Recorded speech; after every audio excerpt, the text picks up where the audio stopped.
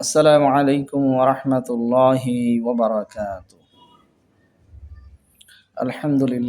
আলহামদুলিল্লাহি নাহমাদুহু ওয়া নাস্তাঈনুহু ওয়া নাস্তাগফিরুহু ওয়া নু'মিনু বিহি ওয়া নাতাওয়াক্কালু আলাইহি ওয়া নাউযু বিল্লাহি মিন শুরুরি আনফুসিনা ওয়া মিন সাইয়্যাতি আ'মালিনা। মান yahdihillahu ফালা মুদিল্লা লাহু ওয়া মান ইউদ্লিলহু ফালা হাদিয়া লাহু। ونشهد أن لا إله إلا الله وحده لا شريك له ونشهد أن سيدنا وسندنا ومحبوبنا ومعشوقنا وأولانا ومولانا وإمام المرسلين خاتم النبيين محمدا عبد الله ورسوله الذي كافة للناس بشيرا ونذيرا وداعيا إلى الله بإذنه وسراجا منيرا. أما بعد فقد قال الله تعالى في كلامه المجيد وفي فرقانه الحميد. أعوذ بالله من الشيطان الرجيم. بسم الله الرحمن الرحيم. يا أيها الذين آمنوا كتب عليكم الصيام كما كتب على الذين من قبلكم لعلكم تتقون. وقال رسول الله صلى الله عليه وسلم بني الإسلام خمس شهادة لا إله إلا الله وأن محمد رسول الله وإقام الصلاة وإيتاء الزكاة والحج وصوم رمضان أو كما قال عليه الصلاة والسلام.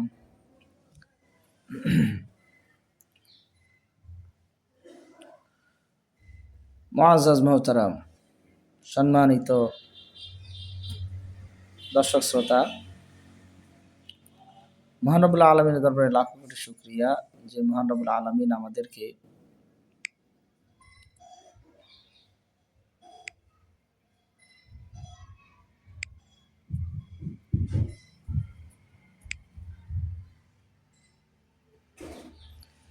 আল্লাহ তাআলার মহান হুকুম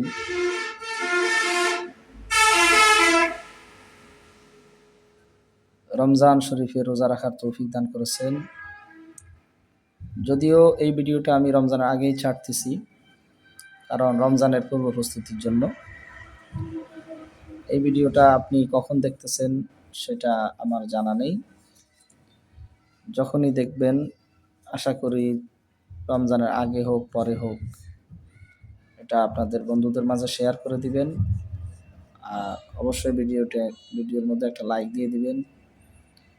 আর আপনার মতামত জানানোর জন্য কমেন্ট বক্সে অবশ্যই একটি কমেন্ট করে যাবেন। আর আমার চ্যানেলে যদি আপনি নতুন হয়ে থাকেন তাহলে অবশ্যই চ্যানেলটা সাবস্ক্রাইব করে নোটিফিকেশন বেলটি অল করে দিবেন, যাতে আমার তৈরি করা ভিডিওগুলো আপনাদের নিকট আগে পৌঁছে যায়। আর আমার চ্যানেলের সমস্ত ভিডিওগুলো দেখার আমন্ত্রণ জানিয়ে শুরু করছি। আল্লাহ তাআলা আমাদেরকে হায়াতের মধ্যে বরকত দিয়েছেন, এই জন্য বলি আলহামদুলিল্লাহ। আজকে আপনাদের সামনে অবশ্যই যে ভিডিওটা নিয়ে এসেছি, আপনারা অবশ্য থাম্বনেল দেখে বুঝতেই পেরেছেন যে রমজান শরীফের সদকাতুল ফিতরের সম্পর্কে আজকের এই ভিডিও। আশা করি ভিডিওটা শেষ পর্যন্ত দেখবেন, মনোযোগ দিয়ে শুনবেন। আশা করি আপনার ভিডিও দেখাটা সার্থক হবে। কালামুল্লাহ শরীফের মধ্যে আমি একটা আয়াতে কারিমা তেলাওয়াত করেছি। আল্লাহ তাআলা বলেছেন, ইয়া আইয়ুহাল্লাযিনা আমানু কুতিবা আলাইকুমুস সিয়ামু কামা কুতিবা আলাল্লাযিনা মিন ক্বাবলিকুম লাআল্লাকুম তাত্তাকুন। এই আয়াতের মধ্যে আল্লাহ তাআলা আমাদেরকে বলেছেন যে রমজান শরীফের রোজা তোমাদের জন্য ফরজ করা হয়েছে, যেমনি ভাবে তোমাদের পূর্ববর্তীদেরকে উপরেও ফরজ করা হয়েছিল। এই আয়াতের মধ্যে রমজান শরীফ সম্পর্কে বলা হয়েছে, কিন্তু লাআল্লাকুম তাত্তাকুন দ্বারা মুত্তাকি হওয়ার ব্যাপারে যে কথাটা এখানে ইঙ্গিত করেছেন, মুফাসসিরিনে কেরাম বলেছেন যে মুত্তাকি হওয়ার জন্য, রমজান শরীফে রোজা হওয়ার জন্য সতর্কতা থাকা, সাবধানতা অবলম্বন করা, হালাল খাওয়া, হালাল চোখে রোজা যাতে নষ্ট না হয়, মুখের রোজা যাতে নষ্ট না হয়, নাকের রোজা যাতে নষ্ট না হয়, কানের রোজা যাতে নষ্ট না হয়, হাতের রোজা যেন নষ্ট না হয়, পায়ের রোজা যেন নষ্ট না হয়, চিন্তা শক্তির মাধ্যমে চিন্তার রোজা যাতে নষ্ট না হয়, সেজন্য সাবধানতা অবলম্বন করা। এটা তো আমরা হয়তো ঘরে শুয়ে থেকে, বসে থেকে বা মসজিদে অবস্থান করে আমরা এটা থেকে বাঁচতে পারবো, কিন্তু এই রমজানে আমাদের জন্য আরও একটা পরীক্ষা রয়েছে। সেইটা হলো আমাদের সেহরি, ইফতার এবং আমাদের প্রত্যেকের কম বেশি সদকাতুল ফিতর দিতে হবে।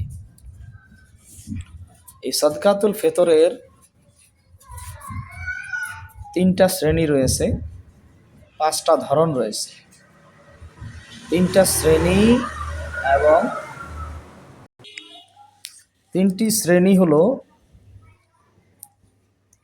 নিম্নমানের মানুষ, মধ্যমিক মানুষ এবং উচ্চমানের মানুষ। আয়ের দিক থেকে যারা নিম্নমানের, এরাই নিম্নমানের মানুষ। আয়ের দিক থেকে যারা মাধ্যমিক পর্যায়ে রয়েছেন তারাই মাধ্যমিক মানুষ, আর আয়ের দিক থেকে যাদের উচ্চ মান রয়েছেন তারাই হলো উচ্চ পর্যায়ের মানুষ। মালের দিক থেকে যেহেতু এটা ফিতরা, যেহেতু দেওয়া লাগবে মালের মাধ্যমে, সেহেতু মালিয়াতের মানদণ্ডের মাধ্যমেই এই 3টা শ্রেণীকে ভাগ করা হয়েছে, কিন্তু এটা ধরন হলো 5টি। তৃতীয় যে পর্যায়ে, এখানে 2 ধরনের মানুষ রয়েছে। তৃতীয় পর্যায়ের মানুষগুলোর মধ্যে 2টি পর্যায়, একটি হলো একেবারে নিম্ন, আর একেবারে নিম্নমানের যে মানুষগুলো, তাদের মধ্যে হলো নিম্নমানের, একেবারে নিম্নমানের। আরেকটা শ্রেণী হলো নিম্নমান থেকে একটু বেশি। এটা হলো তৃতীয় পর্যায়ের 2টা শ্রেণী। দ্বিতীয় পর্যায়েরও 2টা শ্রেণী রয়েছে। একটা হলো নিম্নমান থেকে একটু বেশি, ভালো অবস্থায় আছে, কিন্তু উচ্চমান থেকে কমে আছে। আরেকটা হলো উচ্চমান থেকে কমে আছে, কিন্তু নিম্নমান মাধ্যমিক থেকে একটু বেশি আছে। আরেকটা হলো একেবারে উচ্চমানের। তো এই 5টি পর্যায় অনুপাতে আপনাদেরকে আমি ফিতরার যে মূল্য নির্ধারণ সেটি আজকে আপনাদের সামনে পেশ করব। আশা করি ভিডিওটা শেষ পর্যন্ত দেখবেন। যেহেতু শরীয়তের বিষয়, আপনাদেরকে শিখতে হলে, জানতে হলে অবশ্যই, এটা যেহেতু খাস ভিডিও, এই ভিডিওটা অবশ্যই সকলের উপকার আসবে। এজন্য ভিডিওটা না টেনে শেষ পর্যন্ত দেখবেন। তো সর্বপ্রথমে আমরা আমাদের দেশে, এই বাংলাদেশে আমরা যারা ফিতরা দেই, দেওয়ার ক্ষেত্রে আমরা কিন্তু ঢালাওভাবে সবাই আটার মূল্য নির্ধারণ করে, অথবা একটা নির্ধারণ বলে দেয় মসজিদ থেকে, এবারের সর্বনিম্ন 100 টাকা বা 110 টাকা। তো আমরা এখানে দেখা যায় এই কথাটার মাধ্যমে আমরা, যে আমি 5 শ্রেণীর মানুষের কথা বললাম, 3 ধরনের মানুষের কথা বললাম, 3টা গ্রুপ কিন্তু 5টা রকম। এই 3টা গ্রুপ এবং 5টা রকমের মধ্যে আমরা কিন্তু কেউই সর্বোচ্চ ফিতরাটা দেই না। নাউজুবিল্লাহ, এটা অত্যন্ত গুনাহের কাজ। আমার আয় যতটুকু থাকবে আমি ততটুকুই ফিতরা দিতে হবে, আপনার আয় যতটুকু থাকবে আপনাকে ততটুকুই ফিতরা দিতে হবে। আয়ের উপরে সিদ্ধান্ত আপনাকে নিজেকেই নিতে হবে। এই জন্য আপনাকে আপনার নিজস্ব কেয়াস খরচ করতে হবে। এখানে কোরআন, সুন্নাহ, ইজমা, এই 3টার কেউই আপনাকে সিদ্ধান্ত দিতে পারবে না। কারণ আপনার সম্পদ কতটুকু আছে, এটা আপনি যতক্ষণ পর্যন্ত নিজে নিজে হিসাব না করবেন, ওই হিসাবটা অন্য কাউকে যতক্ষণ আপনি পেশ না করাবেন, ততক্ষণ পর্যন্ত কেউই আপনার সম্পদের হিসাব নিতেও পারবে না, আপনাকে এই হিসাবটা দিতেও পারবে না। তো এই জন্য আপনাকে প্রথমে জানতে হবে যে আপনি কোন পর্যায়ের আয়ের মানুষ। কোনো এক সময় আপনার আয় ছিল, সেটা ভিন্ন কথা, অথবা কোনো এক সময় আপনার আয় ছিল না, সেটা ভিন্ন কথা। কিন্তু বর্তমানে এই বৎসর রমজান পর্যন্ত আপনার পরিস্থিতি কোন পর্যায়ে রয়েছে, সেই পর্যায় অনুযায়ী আপনাকে সিদ্ধান্ত নিতে হবে। আশা করি বুঝতে পারছেন। তো প্রাথমিক পর্যায়ে যখন আমি বলেছি তৃতীয় পর্যায়ের দুটো শ্রেণী, একটা হলো একেবারে নিম্নে, আরেকটা হলো একেবারে নিম্নে থেকে একটু উপরে। তাহলে আমি যদি সংখ্যা আকারে যদি ধারণ করি, একদম নিম্নে হলো 5 নাম্বার, তারপরে 4 নাম্বার, এরপরে 3 নাম্বার, এরপরে 2 নাম্বার, এরপরে 1 নাম্বার। একেবারে 5 নাম্বারে যেই ব্যক্তি রয়েছেন আমাদের দেশে, ভিক্ষুক থেকে একটু উপরে, ভিক্ষুক থেকে একটু উপরে, তিনি আটার ক্রয় মূল্য অথবা আটা ক্রয় করে দান করতে হবে প্রত্যেকে পরিবারের সদস্য অনুযায়ী। সেই অনুপাতে 1 কেজি আটার দাম,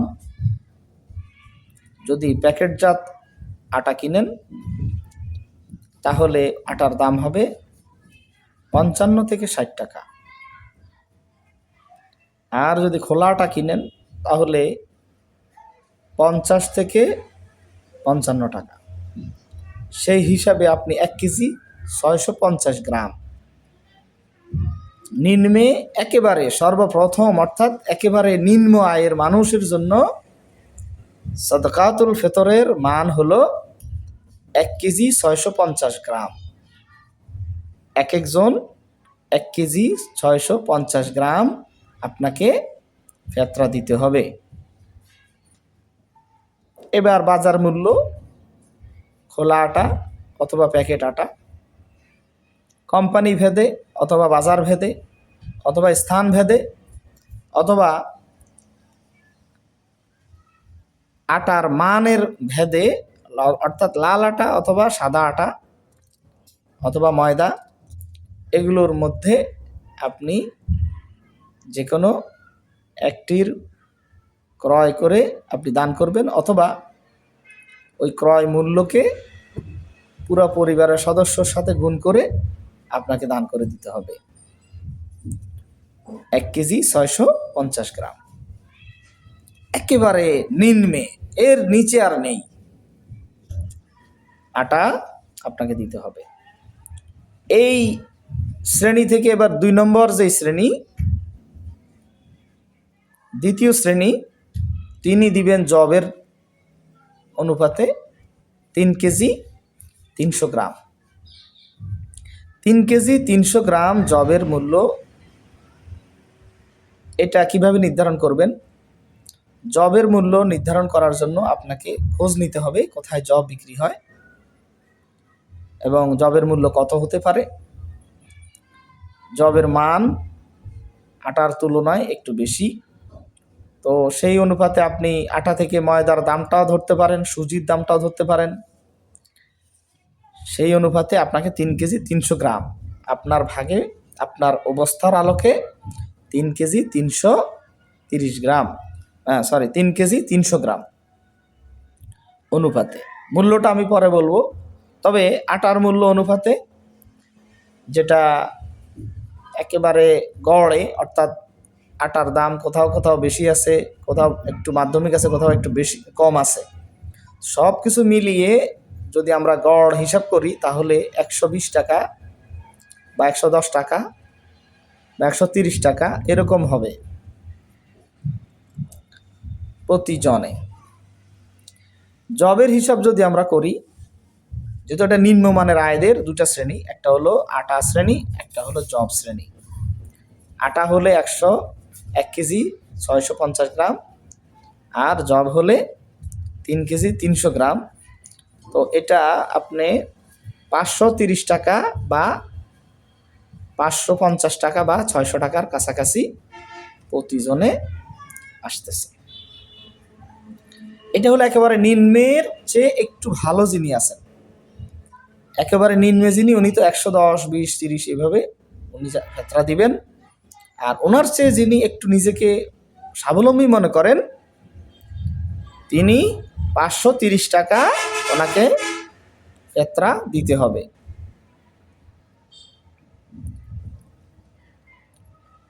তাহলে আমার এখনকার এই কথাটায় আপনি একেবারে নিম্ন আয়ের মানুষদের কথাটা জানতে পারলেন। নিম্ন আয়ের দুটো শ্রেণী, একেবারে দিনমজুর 110 থেকে 150, একেবারে দিনমজুর নয় চাকরিজীবী, তার জন্য হলো 530 টাকা থেকে 600 টাকা পর্যন্ত, অর্থাৎ পণ্যের মূল্য অনুযায়ী। এবার আসেন মাধ্যমিক পর্যায়ে যারা বাড়িওয়ালা রয়েছেন, গাড়িওয়ালা রয়েছেন, মাধ্যমিক পর্যায়ে যারা মোটামুটি মাঠে ফসল হয়,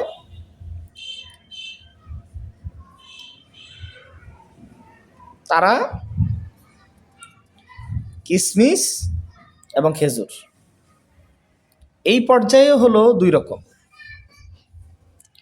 যারা ঋণগ্রস্ত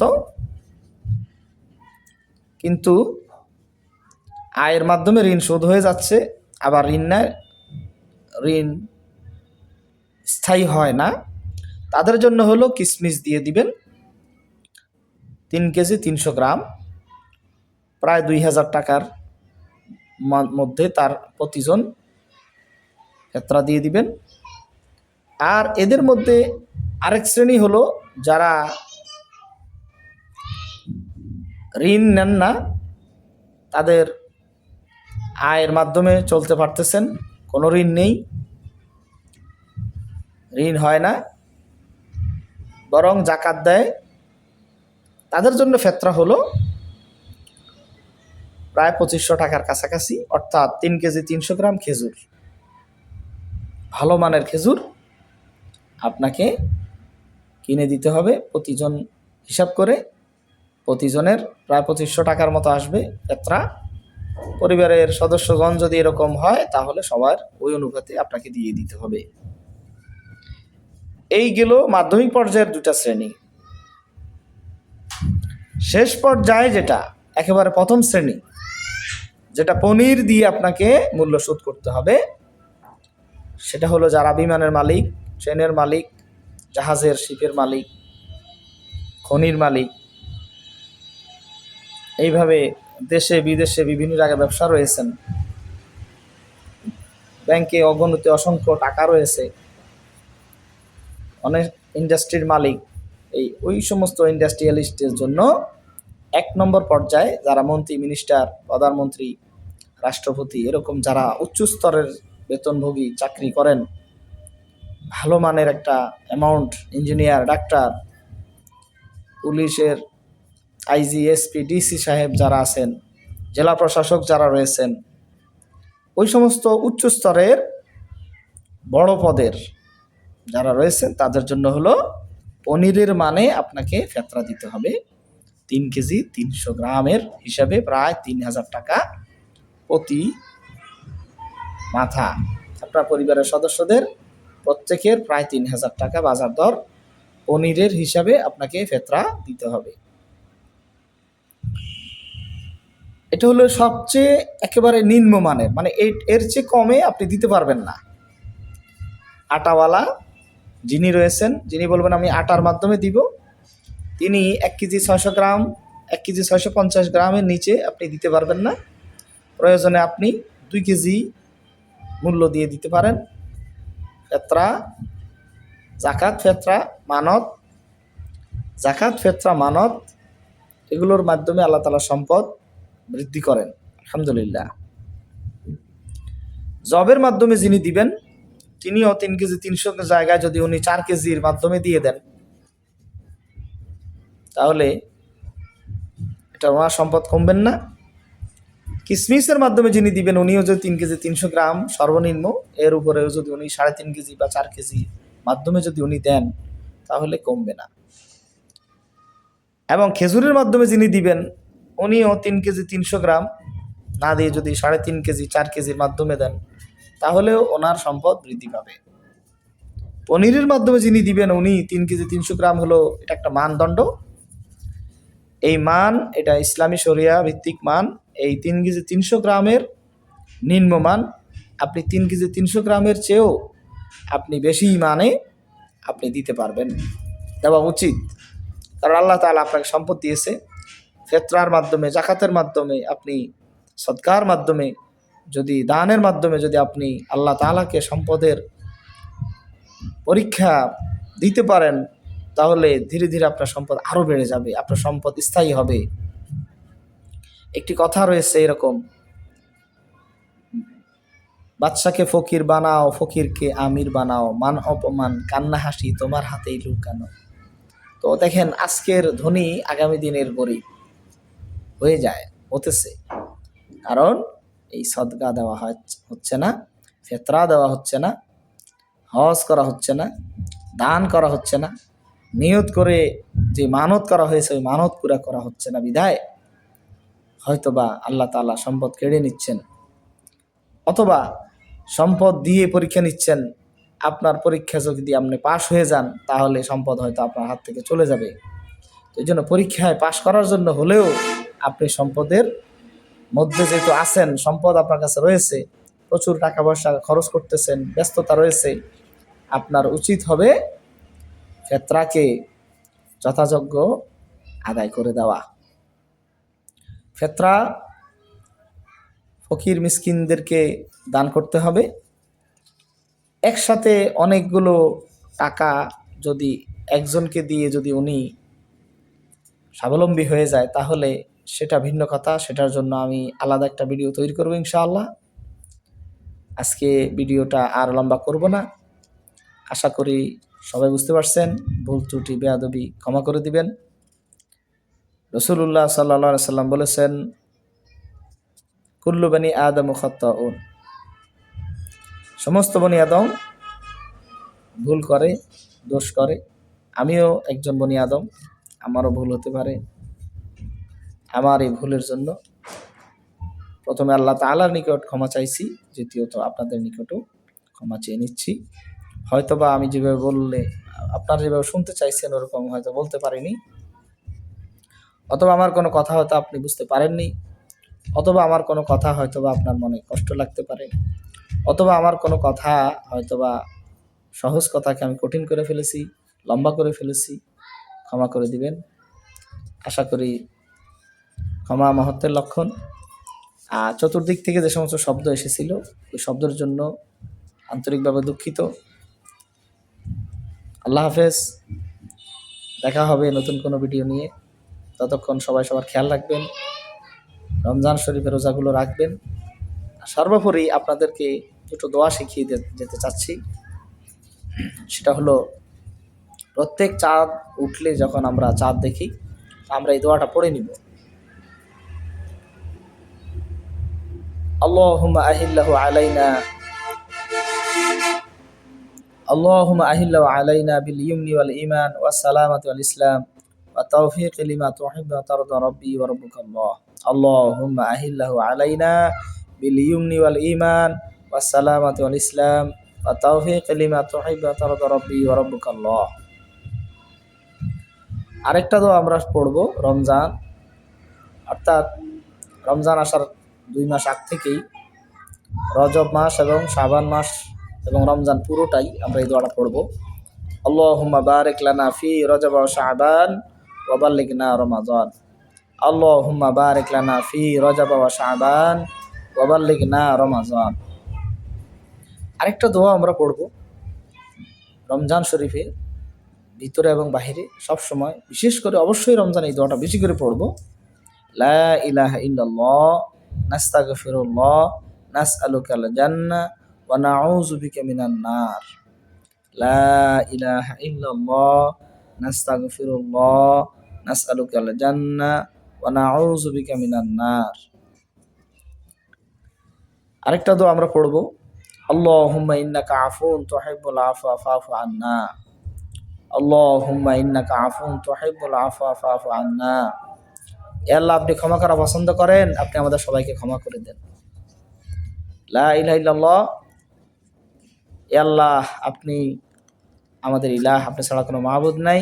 নাস্তাগফিরুল্লাহ, আপনি আমাদের সবাইকে মাফ করে দেন। নাসআলুকাল জান্নাহ, আপনি আমাদের সবাইকে জান্নাত দান করেন। ওয়া নাউযু বিকা মিনান নার, আপনি আমাদের সবাইকে জাহান্নামের আগুন থেকে মুক্তি দান করেন। তো ভালো থাকবেন, সুস্থ থাকবেন। আল্লাহ হাফেজ। আসসালামু আলাইকুম ওয়া রাহমাতুল্লাহি ওয়া বারাকাতুহু।